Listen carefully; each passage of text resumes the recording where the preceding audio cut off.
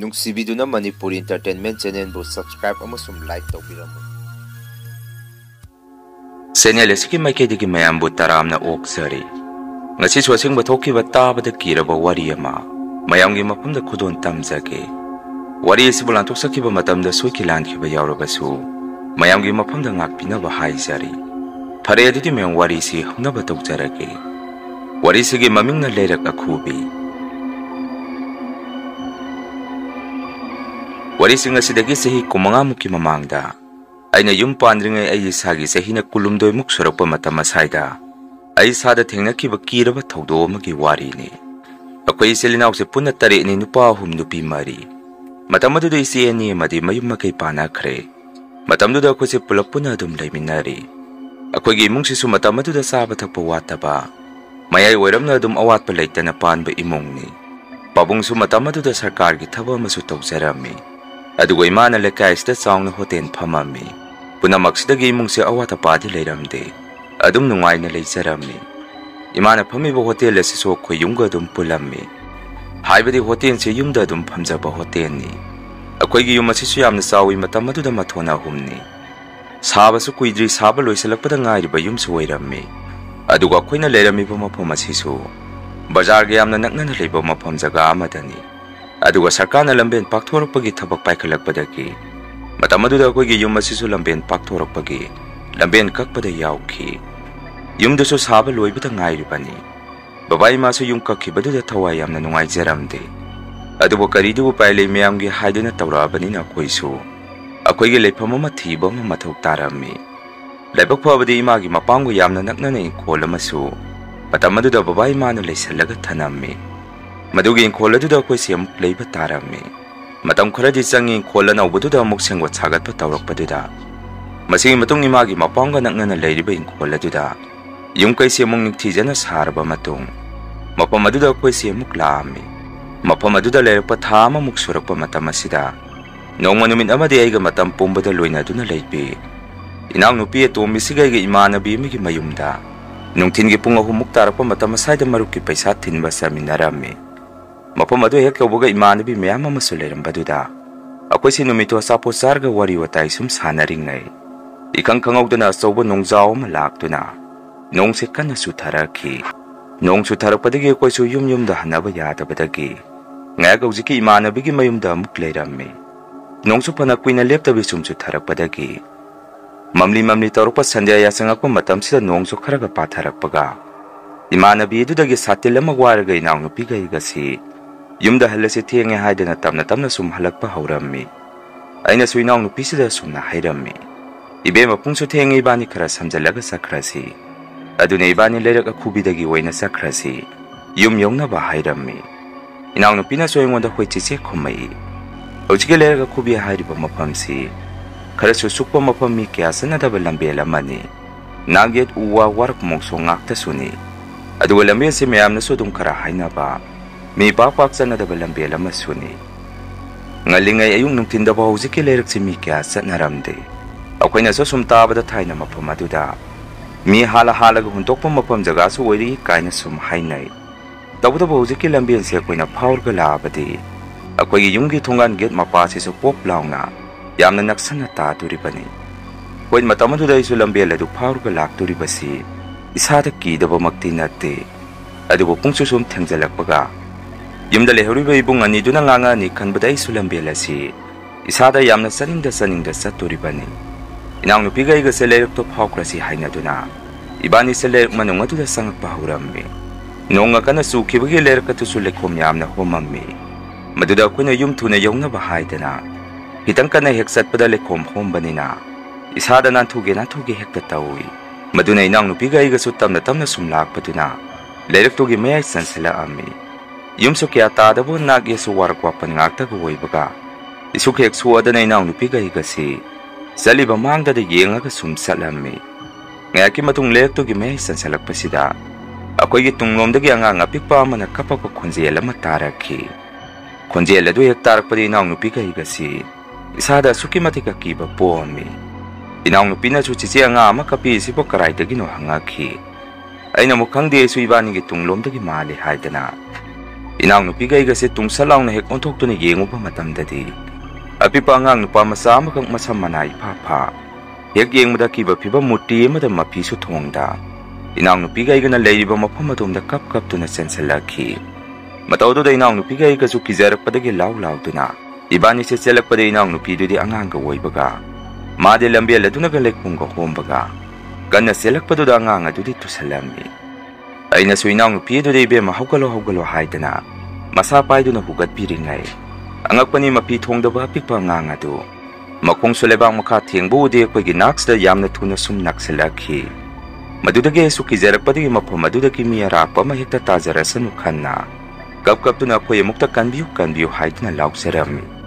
Layak tugi matonda mi sa libat singdo na tarak pa di gilikay miyo'y kara. Inang nupigay giganak da sensan biraki. Mako'y so ibani na wairami ba mataw to da loy na ngak na rami. Inang nupido su tukibadagi masada gyan mangki. Ay naso amok haibetang septa do na nga saya ko'y ginakta. Sanga kibangang nupa masado laybra hayda na yengo bada. Angak pa ni matamado da angang do layra katu da layba huramde. Haibada mapamarang kang da ba makaya do mangki. Lakay giyahan singa do na so inang nupi sa pangkwalaga. Ibani po na yung pok tinbiraki. Asom na babaga imaga ibong nga nido ka makoy su.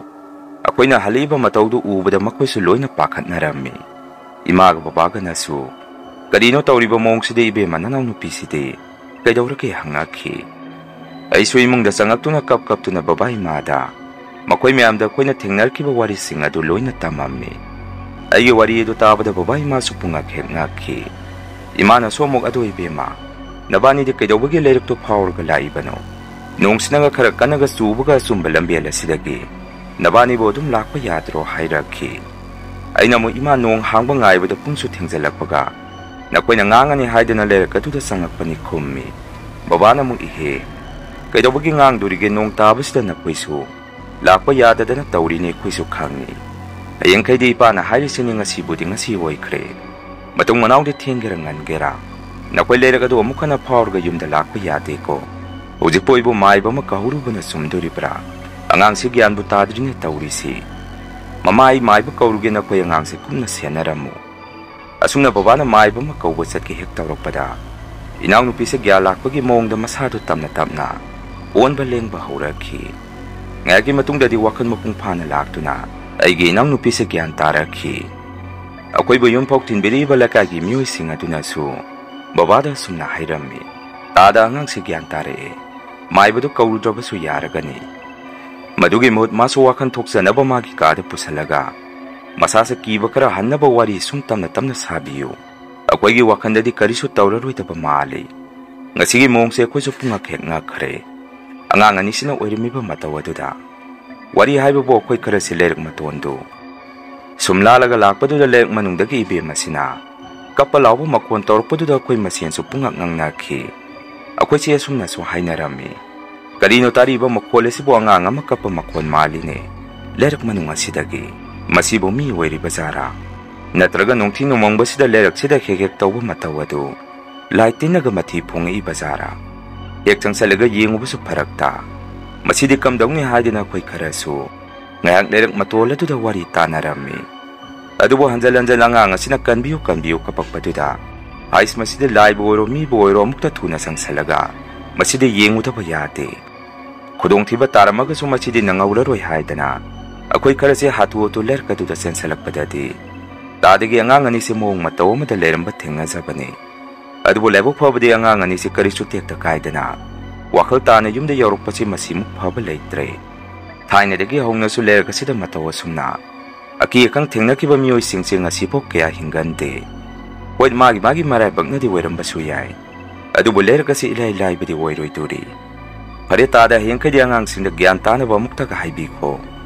Matong manaw layra kasi power ka lakta na ba. Nga sige pong pamasiso kitang yaktang daram ba tara ba di. Ang nga ni sige maray bagsik kariwalang gada kaya haybang amde. Ado balam si po konbir ba iswara sina.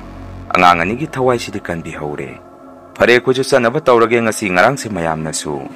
Sibon hay na ba tare. Layra kasi da misang ang nabakawdiyam doon na kau ba hawre hayda na. Aduna tada ako'y saksanda ba yaroy duri ako'y sali ko hayram doon na. Ako'y ba't hinbirang balakagi ahal singa duso. Mako'y sumayum-mayum da mukloy na hanaki. Kona numidang taramday babaga imaga na ingonda waridugi matangda. Amuk na hongnana hangakpada ina somo sumna kummi. Leraktuda leramiba pibam kairba angang nupa masado.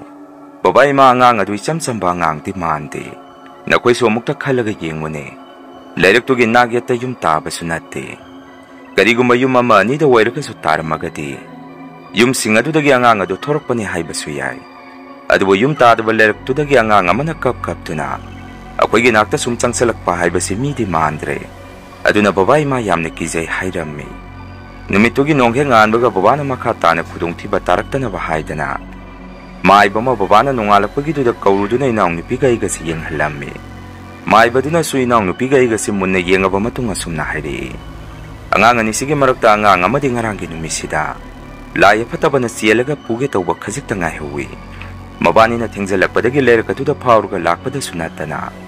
Lerak tuda pauruga salhaning apa mati yauri. Mapam jagado so kuina like puramba yaba so kuiram thokrabani. Garibu leibano kangde Manila madi adum nairakalay. Lakay gimiyoy sing so panadi yama mani laikidaba. Hengbo tingnarurabadi kanba ngamdana hekta laikidribasi. Pare ang ni sige way na di karisu tauraroy. Mabani surambagi so patabasing duna. Yak tsien baso ngamamdaba wayrambayay. Asumna maiba duna inaong nupigay kasi like kuram thokpirami. Aduwa inaong nupigay gi haksang sidasu. Imagi paning maseta duna jantra way na susirami. Madumang nasu numit adu da ko si kudong tiba kahi na tarong kataba layrambado. Karada wayra kaso sapaw ba maali. Masingi matong nong manumit amade ako'y lekay sila luhong ba mayawrami. Luhong ba numisi su nong adum ka nasurami. Numito da nupama yung gimiyoy mamasok hang dabadagi. Gari kamaga lerak kasi da mapan thopa sangakpada. Nupado na mapan sumto ingay nupi masum lerak manungda. Hanggat handa sat kiba manupado na urami. Maduda nupado sumilay rame hayda na magi mapan thoy baduloy sandana. Prap lerak adu dagi thorak pahurak pada. Ujiki mira layrak hangraba nupis na tungom dagi. Nupasige lengjum da makun na taplang na pairaki. Nupado sumasada ipapakat tung salang noong thokto na yengu pa matamda. Kutsakak magi lengjum da pairka layrami. Aduga nupido na lam na makut na mayawdo na nupa duda. Mun na yengaga layrami hayda na huziki luhong balak pa nupasi. Maso numito law kung batawdo na luhong pamiyam tiliba maraka duda. Nupasi yam na paka na siyan sa laki. Mana tingnaki ba singado sa luhong pamda layriba miyam maduda. Mana wari tamdo na kangalami. Huziki layak si kari lege hayda na nupado yam na pakalami. Dawo nupa mayong gimiyo singde huziki layak sige matang na kangdaba nina. Makoy di tumin-tumin na lay narami. Adubo nupi mayong gimi ako'y asagi miyo'y singdi. Lerak sige way ba maramdak kang ba din na hujiki nupado. Mayom hek yawbaga kudong tiba madi soyda na nanganikan bada. Ako'y lekagi miyo'y singdi anamba na loy na pakan narami. Loong pa maduda suwa pa masi hek hawdok nga baso nungay tabugumtaw. Adum mayam si tumin-tumin lay sa narami. Lebag tiba di nupado sumayam na mga ni sako balang naragpada. Nupado lay kidre hay naraki. Matawasong na huziki lerak sida matang matam sata na sanguba miyo'y singsi. Hingtad talagpadagi lekay giway ba mi pamamapang tuwa ba matong. Mayam si wari pa mata na rami. Lerak sida to pa lekay gi miyo'y sing na kang dawuda ba dagi hektang salubada. Kudong tiba masing siya sumiheng kalabadi at to pa lekay gi miyo'y sing na. Awin na ako'y na lerak sa siyang pato na tamba suning krani. Maduna po na magsi makata na turok na bahugzik di lerak si palagumsi. Unsi so pagiway na tingzalasi. Maduna talaga na lebak ay zalaga uwaway na tazalaga tamasi. Adumay na tawraga di mayam so lerak si sangdreda na. Matawasum na mayam si warip sa tanar pa matong. Tawziki lerak sa lebak sum tholaga punjan ba haurak pada. Maruay na tabak tawramasi da tawpuna na siyan tsong iba miyo'y singasi. Matang manaw ngay na yam na kanakana nabayak pa yaw narakto na. Siba nabo paw yaw sa laki. Matawadom na misimina amuk thorak padagi mayam si kinarak padagi. Lerak kasi hanigi matawda amuk tamki. Ngagliba di lerak kasi da upan bi asaw pa mahurami. Hawjiki upan bi makhasta niya namba na mayam sina masiyang marang. Kari-kari no to hay naribasi. Numidang tenga ba matam da so upan bi matakasida. Asaw-saw basaw sing na tunga ka sana ba daw na. Una-wana si makada popok kelak pagkira ba mong mataw kaya si tawraki. Masige matong matang kuy na sumay na lera ba matong. Lerak kasi da sumiya na o ba kaya masumpong ka narapadagi. Lerak si mitam na taba hong narami. Ngagliba di hawjiki lerak si daw hongi ba imong singa sisu. Aray ba isam samba mi mataway ramde.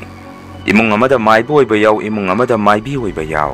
Sumaina imung asida amamam yawbana maram oiraga leiraksi maiba maibi leirakhai sum mayamna tamna sum sakhangnaba haurakhi imana yum palamdai matam asida su imagi mabung ahal ama numidang thengna halakpada mafam aduda khudungthiba thogdo ama sunnangba yawkhrabani numito khogi mama ahal asina mamanaba singna sak sana si haidana makoisi numito sak chanarammi tawdabudi makoisi nganna pung hu masaidagi silangbadi haurabajani Maduda misu yambanina mi ngainari ngai sum thengjalakpadagi makoina sak sanabagi thoramda loirakpa matamdadi numidangi pung 12 mukti takhirami maduda khogi mama sina mamanaba singaduda yumphawda thinbiu hairuba matamda mamanaba singaduna sumna khumei bainang na khongna lakpasu nate gari macha yauri dudi hojipo khoi wangang masa dongna thindok thinjin amuk sana khidro hoinangna thinda yadre hargana khoi karisu kaide nang adum thinbige Tawdabu nang nakhongnadi lakpadi natte adudi bainang mayamse loinarapang ngahak ngairo khoi puna samina khrasi hairakhi matam aduda mamanso mayamna dumna hairakpaduda masui kairakpadagi tumina wa makha taramde mamanso numit aduda yamna kisalubugi wada sunatte mamana makoida mateka mathinbiu hairibagi maramde hojiki leraksida leiba maiba halama ngarang na handa lekhidabada ngairi maiba sigi sorasu sondribani Matam aduda amuk nahongna na lerak machin lerak manungdo mathi pungba haurakhi khonjel amana ngai ko haidina mi sum tanai haidana mayamna sum hainarpududa maman sunumitu pungsu sum thengjalakpaga matumda hankibudu nungaite haidana mayamda thinbiu haijabani numituda mamanaba singduchu yusu ngakhunaraga makhata na juara muk sanakisi haidana hawdong narakpadagi maman su wakhala makhalami Hai saidi moi ngairaga sum leiraga de nongan ba ngaibuga sap manarani pungchu sum thengjale nga saina kharang ngalingaida idomda sasa hubra su salhauda ngasigi numiside di wonthok bada sama tare dana haidana maman se ma su wakhala masum na khalaba matung yumda halaga haidana phuklang na hagwalaga yumda salaga haidana muktang haira maga gari do thogdoroktuna yumlomda maman se halakpa hauramme pungchu sum thengjalaga hing nongyagi pungbaro tarakadaba Midin mga mukta ngairammi maman su matomna gari sum thorokpaduda thongam heklan thorakpaga akhoi lekai du su yoksala ammi matamduda pungsu thengjalakpadagi lekai sta mi mata satnaramde mi dilaya dena jiba panba mata lamdok sorokta mamana salamba thengnaramde maduda mama so muk lekai yoksalakpadagi gari do amuk makhata na sum thorakpaduda hojiki meyamna lanba kinari balek maton si yoksalakadore Lepa laita na gari dusu sum thorokpaduna lerk matondu yauramdai kitangda ngairba matam maduda mamangi gari masasi thorambadagi khangmut hekmutkhi madudagi maman su gari edudagi kumtharaga karaida yaraktrino haidana haibetang gari ke kikto amurak anirak sum kaubada